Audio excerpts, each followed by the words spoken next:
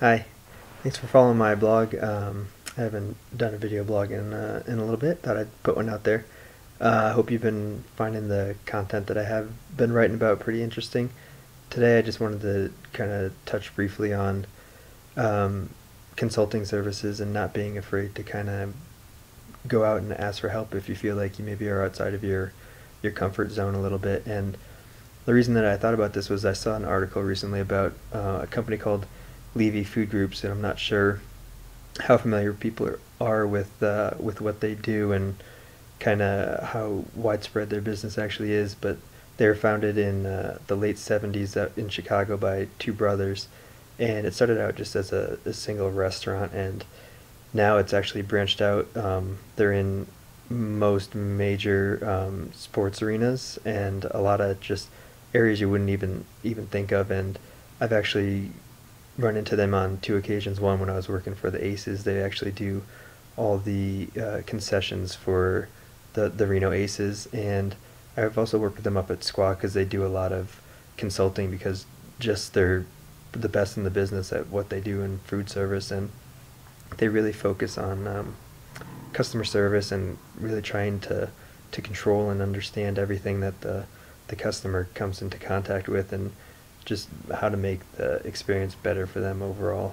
And we brought them in up at Squaw, and I got to work with them pretty closely, and it was a really interesting experience. And I think a lot of companies may be afraid to call in someone from the outside because they don't want them to see how their business runs. But in a lot of cases, you just don't understand all the ins and outs of your food and beverage operations like someone like Levy does, because they do it every day across thousands of different business arenas, and they're just the best at what they do. So sometimes you just have to call someone in.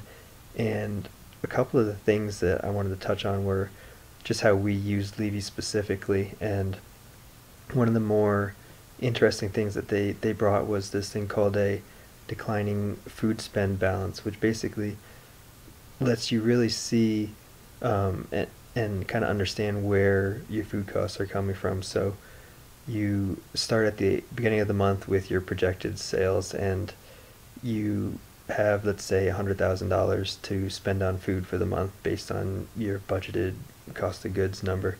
And you start with that number, and every time you purchase something, you put it into the spreadsheet, and you have your declining balance. So you start with 100,000. If in week one you spend 10,000, that means you have 90,000 left.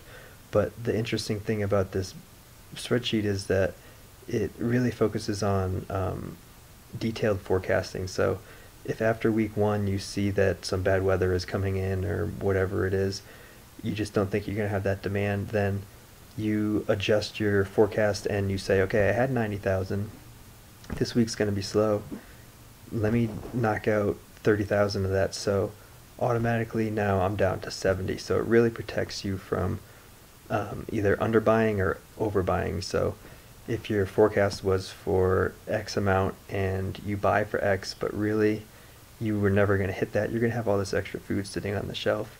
And when you get to the end of the month, you're going to have a lot of waste, and your cost of goods number is going to be high. So it's really a way to train the managers and specifically the chefs on how to track their food costs and really understand how buying stuff just on a whim or just because it sounds really good isn't really the best way to go about your business. So I thought that was one really cool idea that they brought that kind of helped teach a cook or a chef some of the accounting side of it and really how to watch what they're spending.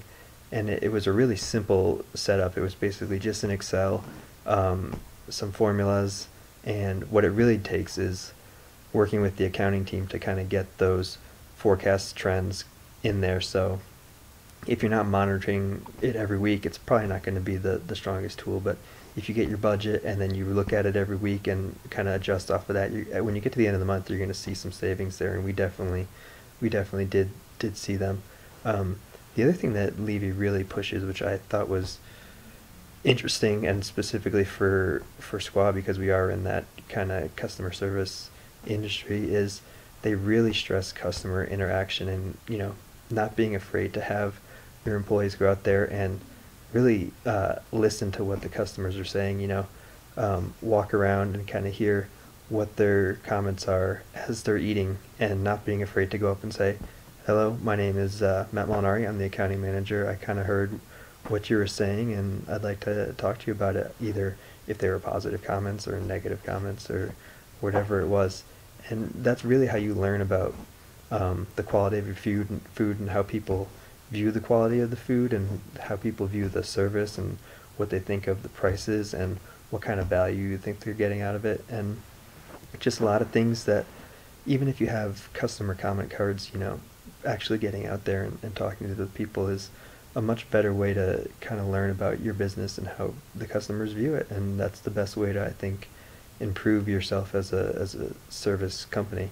So I just wanted to share my thoughts on that, because I saw an article where I think Levy was the second highest revenue generator for the food service industry. And if you haven't ever looked into them, it's definitely a thing to do, I think, because they're probably the best in the industry at what they do. And if you're in the food and beverage industry, there's a lot you can learn from them, because they've been doing it for close to 35 years now, and they're continuing to grow, and they're in most of the major sports arenas in America. And I think that they provide a lot of really good information. So if you haven't ever heard of them, you should check them out. And thanks for watching, and feel free to leave comments and keep coming back to my blog. Thanks.